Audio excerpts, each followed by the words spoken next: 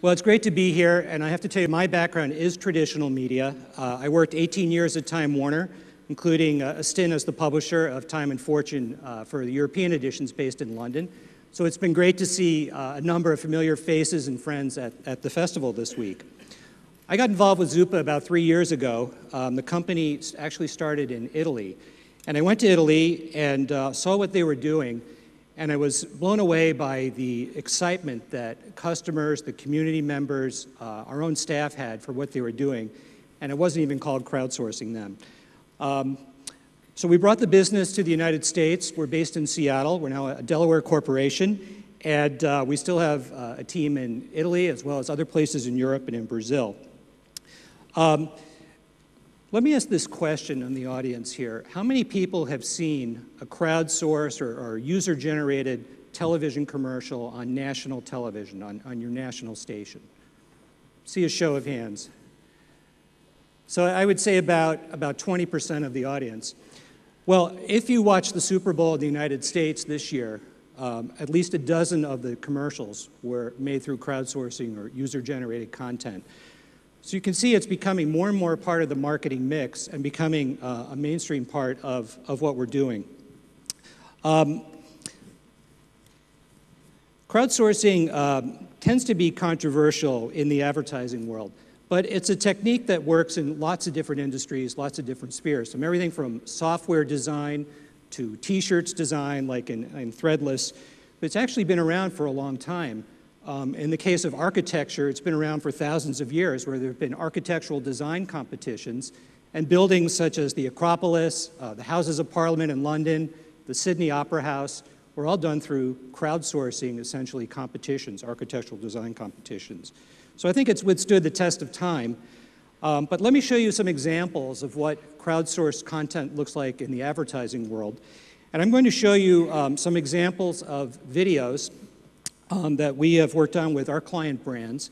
And all of the content you're about to see is exactly the way it was submitted to our website. We haven't done any editing or any doctoring of these videos. So I'll show two examples at a time. The first two will be the first one was for AT&T, and we did a project with MEC in New York and AT&T. And this was called Simplify Your Life, and it was about getting people to convert to AT&T's online services. The second example is for Samsung, and we worked with Samsung to launch the Galaxy Tab, which was the first tablet to compete with the iPad. So at the time, people weren't even sure what a tablet was for. So we got a lot of interesting videos for that project. So there's a short introduction, and then AT&T and Samsung.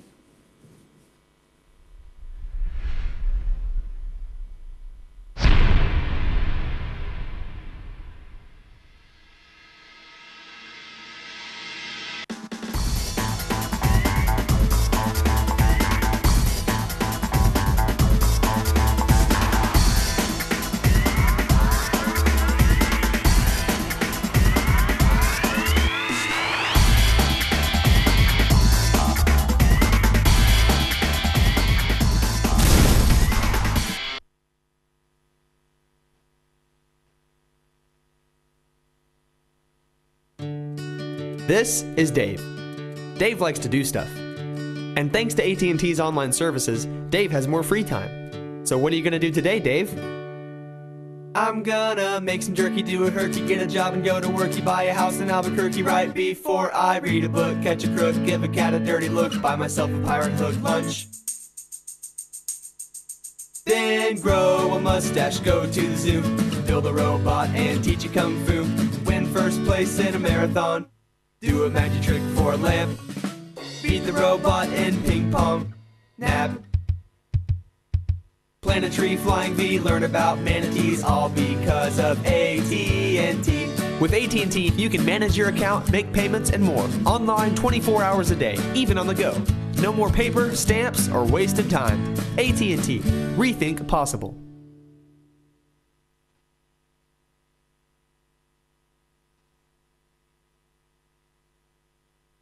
My job's a bit different. I'm not bound by 9 to 5, weekdays or weekends either. No one tells me what to do, I tell them what to do.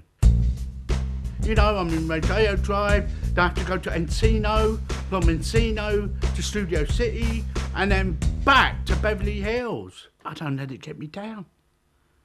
I'm a jolly fellow, really. I'm here to make people happy. Now, there is a downside to this. Carrying my whole life around with me ain't easy. Yeah, I just want to have access to everything. I want it all, and I want it now. I want to be able to Google, I want to be able to Facebook, I want to be able to talk to people. You know, sometimes they want my photograph. I mean, all I'm asking for is email, internet, HD telly and movies, 7-inch screen, e-book reader, Google Maps for navigation, front-facing camera, 7 hours of battery life, 80,000 apps. I mean, it's just too good to be true, right? Okay, hold that there.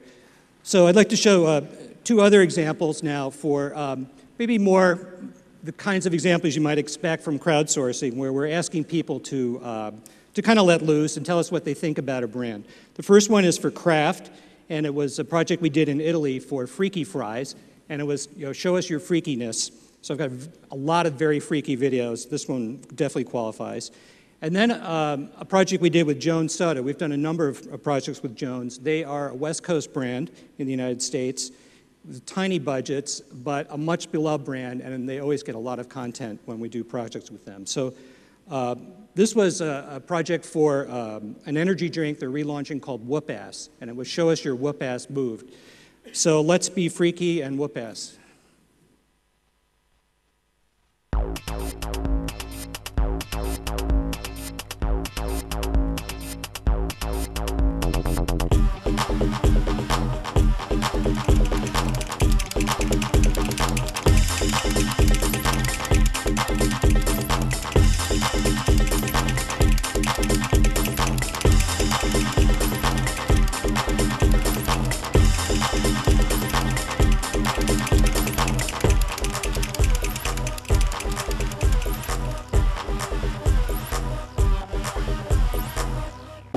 Freaky Fries, l'originale snack con il buco, perché essere normali sono buoni tutti.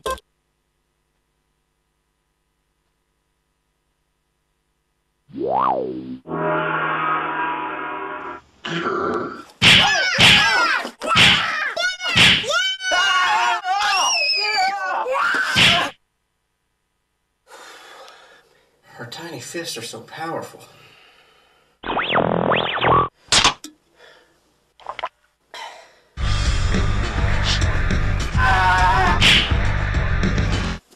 You gonna go cry to your mommy? Okay, so now a very different kind of project that we're working on right now with Leo Burnett in Detroit and their client Buick with the NCAA. And this is an interesting project. They've asked us not only to crowdsource videos, but to source the subjects of these videos. The NCAA wants to tell the story that not only do they develop great sportsmen and women in college sports, but they go on to become leaders in their community, very well-rounded citizens who are contributing to society. And so we went out and we have crowdsourced lots of fascinating people, former athletes, and what they're doing now to better society. So I'll show you one example of this, and it could be with any sport. And this example I'll show you is with lacrosse. And lacrosse is a fast-growing sport in the United States. It's kind of like field hockey. And then the second video is a project we did with Warner Brothers with their brand TMZ. Now, most people know TMZ for the website. It's a Hollywood gossip site, most famous for breaking the news that Michael Jackson died. And they decided to produce a syndicated television program based on the website. They'd done some traditional advertising. It really wasn't clicking for them, so they said, let's go to the crowd and see what you can come up with. So we received 120 videos, incredible videos. The brief was difficult. You couldn't show any Hollywood celebrities or any of the on-air personalities from the TMZ program. You had to capture the essence of the show. So I'll show you one of the videos, but there were 5 that they just loved, and they put all 5 onto national broadcast in the United States to promote that show.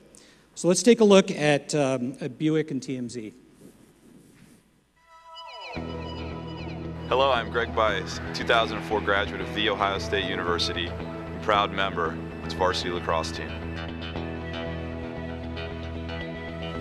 The life lessons that I learned from being a student athlete I'm paying forward through being a founding member of Lacrosse the Nations.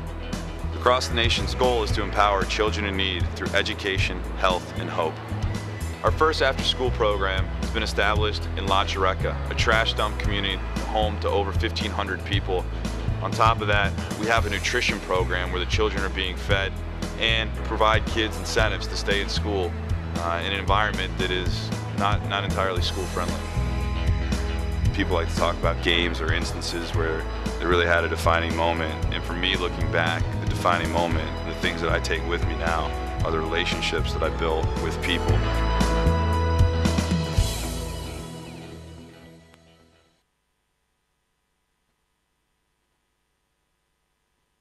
I just love TMZ memorabilia. These are Lindsay Lohan's unused courtroom fingernails, Taylor Swift's tears, Snooki's empty spray tan bottle, a Charlie Sheen sobriety chip, Oksana's tooth, the handle from the Clinton wedding porta potty. We love Hollywood. We just have a funny way of showing it. This is the crown jewel.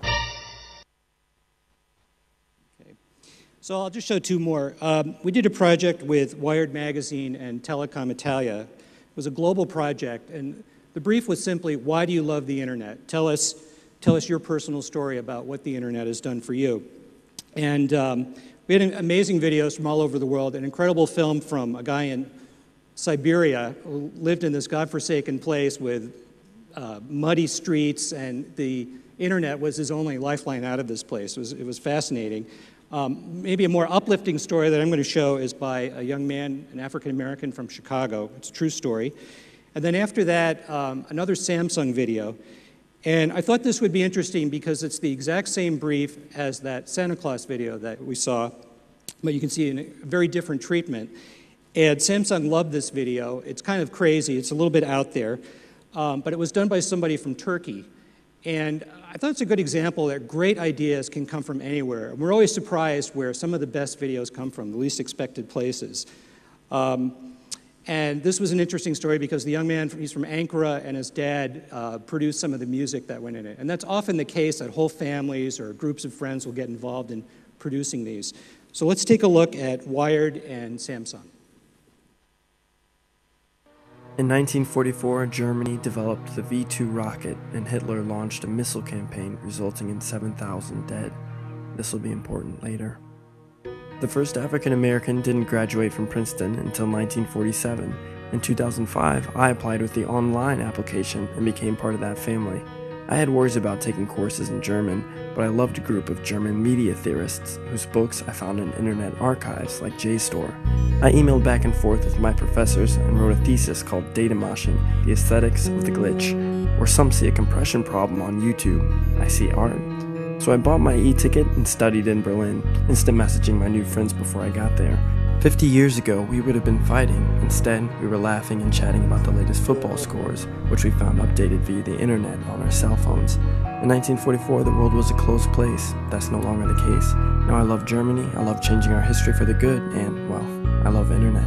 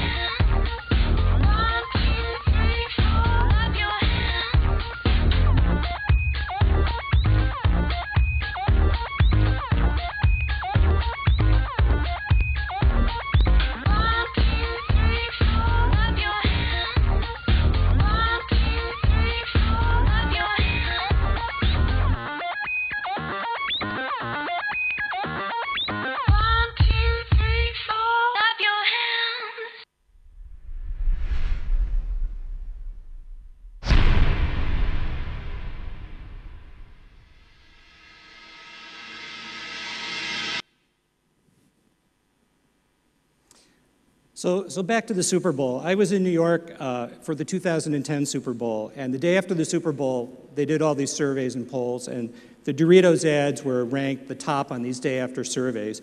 And Stuart Elliott, who's a New York Times columnist on advertising, came out with this sub-headline, and it said, "Be afraid, Madison Avenue, be very afraid." And I thought, that's kind of ridiculous. First of all, because the Doritos campaign is done by an advertising agency, Goodby Silverstein in San Francisco. They've done it for 7 years very well. And I sent this article to a lot of my contacts in agencies, and I said, there's no reason to be afraid. You know, we think crowdsourcing should be part of what agencies do and part of the strategy for what you're doing. So today, we work with all these brands and many others as well. Large companies, small companies, technology companies, classic consumer brands. But interestingly, we're also working increasingly with agencies. And we work with media agencies, we also work with creative agencies, and initially, of course, we work directly with brands to kind of prove the concept, but now more and more agencies are getting involved, and they see crowdsourcing as another part of the mix. There are lots of different models. Our model is that we engage the consumers, the target audiences, the Facebook fans of brands, as well as our own social network. We have 105,000 people who are Zooppa members. And we produce work according to a brief. And we work very hard to craft a brief with the agency and the client to make sure that it's right on. The brand then supplies digital assets that people can use in the work. All the work is then examined by our staff. We moderate and curate, make sure there's no copyright violations. And if it checks out, we let it go out and be shared. I think crowdsourcing is taking off because we're moving from a downloading culture to an uploading culture where people want to be involved. They want to participate with brands. It all starts with the passion that people have for a brand. And you know, if you don't really like a brand, if you're not into it, you're not going to spend hours or days and your own money to produce a video for a brand. You just don't have enough interest to do that. But if you like a brand, you're going to be engaged, aware of what the brand is up to, put a compelling theme behind it so people can produce work that is interesting and that will get shared, and multiply it in social media and make this virtual circle go around. This idea of social video advertising is starting to be measured now, and there was a piece in the Media Post in December, and it showed the tremendous growth in views and the number of brands using social video for advertising. And I'm sure in 2011 we'll see growth exceeding this.